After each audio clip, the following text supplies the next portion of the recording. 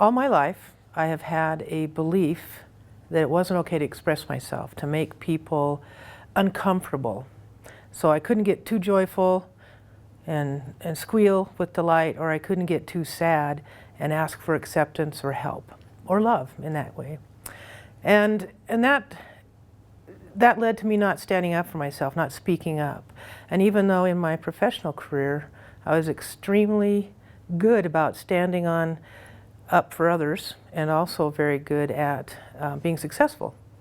I had a very successful career. However, I never was able to stand up for myself, and I now look back and see the pattern that I had, that it led to me being molested as a child. One of my best friend's older brother repeatedly sexually abused me. Later on in my life, I was raped by a man that I worked with, and you know, all the signs were there, but I just couldn't speak up and say, you know, just stay away. And when I decided to come here, my life kind of got in a big turmoil, so I knew something big was going to happen. And we showed up here on a shuttle. I met some really wonderful people, and I shared my mind movie with them. And that was the first time I allowed myself to be that vulnerable, to see what's coming up inside me.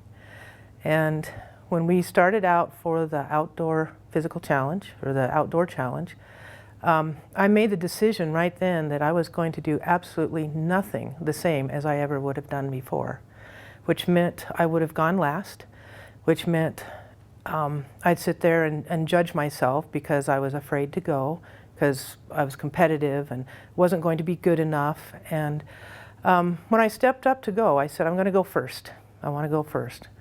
And I didn't recognize who was speaking. It definitely wasn't the me that came to the event on the first day.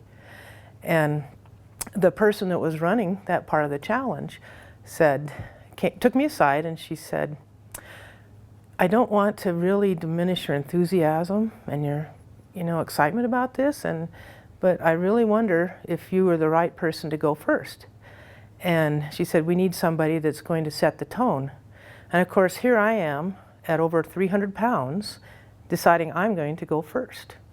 And I actually stood up for myself. I said, I can do it. I can do this. And I told her I watched an American Ninja Warrior, they're my inspiration. And that's what I saw in my head. And so I stood up for myself for the first time, and I completed the entire obstacle.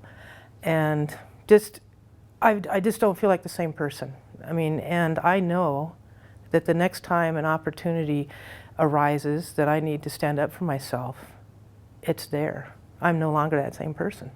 It might not have been appropriate for other people for her to have said that, but it was entirely the greatest gift anybody had ever given me in my entire life. So I sent her a card with a little token so that she remembered. That was pretty cool. I'm walking as my future self, and that's what my future self is confident, powerful, stands up for myself, and I can be kind and gentle at the same time. So like a gentle warrior, so to say, that kind of a thing. But that was it. It was all about nothing's going to hold me back. I don't know who I was when I stepped out there. I remember being at a certain point and being so totally present in the moment that I was actually enjoying the view. I was watching the activities other people were doing, and I was so out-focused and present that nothing came up of doubt. There was no doubt. It was probably the most magnificent feeling I'd ever had in my life. And I realized I want more of that, and whatever it takes, that's what I'm going to be doing.